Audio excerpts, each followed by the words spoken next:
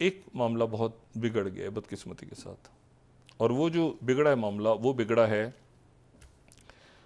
Secretary Blinken बड़ी expectations थी कि हमास और इसराइल के दरमियान ये एग्रीमेंट हो जाएगा।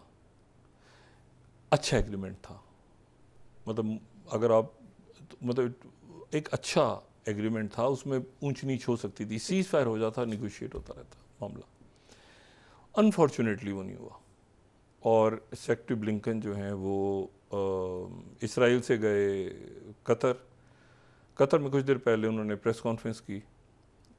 कतर के जो वज़ीर आज़म हैं और वली अहद हैं, और हमास की तरफ से उसमें ये कंडीशंस कुछ मज़ीद आई, और साथ ही हमास ने और इस्लामी जिहाद ने एक प्रेस स्टेटमेंट, उनकी बाकायदा प्रेस रिलीज़ उन्होंने दोनों ने जारी की थी। उन्होंने कहा कि हमें रिटर्न गारंटी चाहिए अमेरिका की कि ये जो आपने पेश किया है इसके ऊपर आप अमल दरामद करवाएंगे तो हमें कोई इतराज़ नहीं है। अच्छा, ये जो है ये बड़ा रेयर है। ये मैं 11th स्लाइड यहाँ कोट कर रहा हूँ। हमास इस्लामिक जिहाद कंप्लीट हॉल्ट, ठीक है ना, ये वो मान गए थे, मुकम्मल जंग बंदी उन्होंने कहा, और साथ उन्होंने टाइमलाइन दी, और साथ ही उन्होंने कहा कि हमें रिटर्न गारंटीज चाहिए कि इसके। अच्छा, ये सवाल भी हुआ सेक्रेटरी ब्लिंकन से कतर में कि क्या आप से, उन्होंने कहा कि जी कुछ एक्सेप्टेबल हैं कुछ कंडीशंस, कुछ एक्सेप्टेबल नहीं है, लेकिन मैं नहीं बताना चाह रहा कि कौन सी एक्सेप्टेबल नहीं है। I will go back, I discuss ज़ाहिर है विद प्रेसिडेंट और लेकिन उनकी बात में और जो कतर के बात कर रहे थे उसमें इख्तलाफ था। कतर वाले ही कह रहे थे, जो उनके वज़ीर आज़म हैं और वज़ीर ख़ारजा भी, उन्होंने कहा कि इसराइल इसके ऊपर करता रहता है और ये जो ब्लड शेड हो रहा है, और वो सारा रेस किया उन्होंने, लेकिन उन्होंने कहा कि स्टिल हम इसमें निगोशिएशंस करते रहेंगे। सेक्रेटरी ब्लिंकन ने कहा कि ये मौका बड़ा इंपॉर्टेंट था और हमास और कंडीशंस के साथ आई है। अब वो कंडीशंस क्या हैं अभी तक सामने नहीं आई, लेकिन जो असल है कि वो उन्होंने कहा कि ये सीज़ फायर का आप जो है हम इसको मानते हैं, सारी चीज़ों का रिटर्न आप दे दें। अब क्या इसके अलावा, और उन्होंने टाइमलाइन दी है कि जी इस तारीख तक ये आप ये बाकायदा जो आपने बातें की हैं, बस इसकी हमें रिटर्न गारंटी दे दें, वो तकरीर को आप छोड़ दें या प्रेस स्टेटमेंट को छोड़ दें, आप हमें एक तहरीरी मुआहदा दे दें, इसमें गारंटीज दे दें रिटर्न कि ये ऐसे होगा, और इसमें इसराइली फ़ौज का इनकलाब भी होगा, ये भी होगा। क्योंकि नेतन्याहू जो हैं वो प्राइवेटली कुछ और कह रहे हैं, पब्लिकली कुछ और कह रहे हैं। पब्लिकली वो कह रहे हैं कि मैं जो हूँ सवाल ही पैदा नहीं होता, मैं तो छोड़ूंगा नहीं, मैं तो आखिर तक जाऊँगा, ये फ़लाँ दिमाग ना, और वो पीछे प्राइवेटली वो कह रहे हैं कि मतलब जो पेपर्स भी सामने आ गए कल और सारे कि उन्होंने दिया था 27 मई को, तो ये अनफॉर्चुनेटली ये एग्रीमेंट साइन नहीं हुआ। अच्छा, लेकिन इसके साथ अब इसका एक और एंगल आ गया जो मैं डिस्कस करना चाहूँगा वक्फे भी जाने से पहले।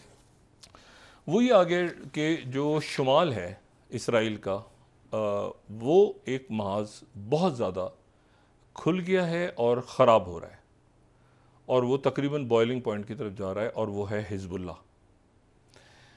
और हिजबुल्लाह ने जो है उनके एक कमांडर को 4 दूसरे लोगों के साथ उनके जो है वो इसराइल ने निशाना बनाया है, ठीक है। और इसमें अगर 5th स्लाइड अलमनार को कोट कर देते हैं, तालिब अब्दुल्ला हैं इसमें, और 3 उनके और लोग हैं। तो ये मेन कमांडर्स हैं, मेन जो लीडर्स हैं ये हिजबुल्लाह के, उनको यहाँ पे निशाना बनाया है। अच्छा, उसके बाद ये हुआ है कि उन्होंने रॉकेटों की और मिज़ाइलों की पूरी बरसात कर दी है इसराइल के शुमाल के इलाके में, और कई इलाकों में आग लग गई है, और एक नया फ्रंट जो है वो खुल रहा है। हमास से तो अभी ऑलरेडी खुला हुआ है, ये हिजबुल्लाह का। अच्छा, हिजबुल्लाह के 2 मिनट हो तो मैं हिजबुल्लाह के बारे में, सैयद हसन नसरुल्लाह जो हैं ये लेबनान और 1991, 91, 92 से ये सेक्रेटरी जनरल हैं हिजबुल्लाह के। उससे पहले कुछ अर्से ये अमल में रहे, लेकिन फिर उसके बाद हिजबुल्लाह में उस वक्त आ गए जब इसराइल ने इन्वेट किया। इसराइल के जो ये अबू नदाल ग्रुप एक था, PLO से अलग हो गया था, और उसने लंदन में जो इसराइल के एम्बेसडर थे उन पर अटैक किया, वो बच गए। लेकिन यहाँ पर जो है वो इसराइल ने, एली शेरोन डिफेंस में थे, उन्होंने कहा कि चढ़ाई कर दो। वो जनाब लेबनान के अंदर फ़ौज दाखिल हो गई, और उसके बाद ये हुआ कि वहाँ पर उनको बशीर गमाइल वहाँ पे थे। बशीर गमाइल जो हैं एक मैरोनाइट क्रिश्चियन, वो उन वो प्रेसिडेंट जो लेबनान के बने वो इसराइल उनकी सपोर्ट कर रहा था, और फिर एक साद हदाद नाम के, शायद पहले भी मैं डिस्कस कर चुका हूँ, तो उन्होंने वहाँ पे फ्री लेबनान स्टेट एक कायम की हुई थी जो 79 से लेके कोई 82 में, तो एक आज़ाद रियासत उन्होंने कायम कर ली हुई थी। वो भी जब ये सिविल वॉर चल रही थी ना, जब ये लेबनान में जो बड़ी खूनी जंग चल रही थी, तो उस ज़माने में वो बड़े एक एक्टिव कमांडर थे। वो नस्ली बुनियादों पे चल रही थी और मुख्तलिफ उसकी एथनिक और रिलीजियस लाइंस थी। तो ये उस वक्त ये तो उन्होंने फ्री लेबनान स्टेट एक बना ली हुई थी। उन्होंने भी इसराइल को वेलकम किया और साथ ही बशीर कमाल ने भी किया। थोड़े दिनों बाद ये हुआ, कैंसर से डेथ हो गई जो साथ थे। और बशीर कमाल जो हैं 82 में उनको उड़ा दिया गया, एसेसिनेट हो गए वो। ये मैं अगर ये दिखाऊं, ये New York Times, Gemayel of Lebanon is killed by bomb blast at party office, is New York Times, Hussain. अच्छा, तो ये जो है ये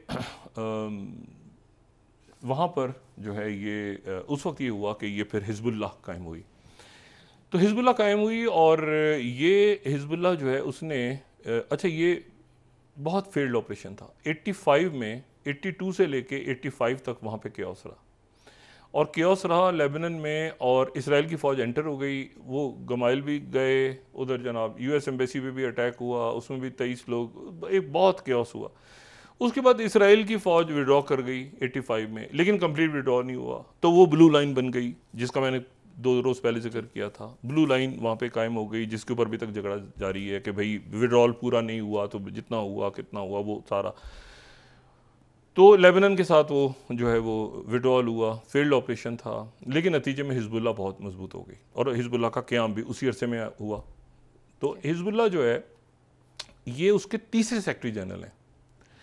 उसके जो पहले सेक्रेटरी जनरल जो फाउंडर थे उनके, सुबी अल तुफ़ाली, तो वो अभी हयात हैं, लेकिन उनको जो है वो कुछ अरसे के बाद हिजबुल्लाह से निकाल दिया गया। फाउंडर एक फाउंडर जो है उनको हिजबुल्लाह से निकाल दिया गया जी। अच्छा, जो दूसरे फाउंडर अब्बास मुसावी उनके साथ थे, तो ये जो हैं ये उस यानी उनको हटा दिया गया। तो ये फिर दूसरे सेक्रेटरी जनरल ये बने और इनको फिर इसराइल की फ़ौज ने निशाना बनाया। तो इनकी और इनकी वाइफ और 7 बच्चे की और बाकी लोगों की डेथ हो गई। तो वो फिर उस वक्त जो है सैयद हसन नसरुल्लाह जो है वो गुम आ गए थे, यानी 82 से ये 90s अर्ली 90s के अंदर ये जब एसेसिनेशंस हुई सबकी। और अच्छा वो इसलिए अलग हो गए कि वो ईरान को पसंद नहीं करते थे, उनका कहना ये। वो ज़्यादा जो है, मैं डिटेल में नहीं जा रहा, लेकिन जो अभी हयात हैं जो पहले सेक्रेटरी जनरल थे वो ज़्यादा अपने आप को नजफ़ के करीब समझते थे। बहरहाल एनीवे, तो वो अलग हो गए। सैयद हसन नसरुल्लाह जो हैं वो 91 से लेके अब तक, और दरमियान में फिर युवा के पार्लियामेंट में आ गए, फिर 2006, फिर उसके बाद सीरिया, फिर उसके बाद पावर पकड़। तो उनको अगर वो फ्रंट खुल गया, जो मैं बार बार बात कह रहा हूँ कि वो फ्रंट अगर खुल गया इस वक्त, ये फैल जाएगा, ये मामला फैल जाएगा सीरिया तक, ये मामला फैल जाएगा जो है वो इराक तक। ये सीज़ फायर ना सिर्फ ये कि गज़ा का ज़रूरी है, ना सिर्फ ये कि ये रफ़ा का जो ब्लड शेड है ये बंद होना ज़रूरी है, बल्कि जो हिजबुल्लाह और इसराइल के दरमियान टेंशन बढ़ रही है वो कहीं, क्योंकि मेरा तो बिल्कुल हैरान कुन बात है कि करारदाद भी मंजूर हो गई है अक़वाम मुत्तहिदा से, वो भी चले गए हैं, वो भी चले गए।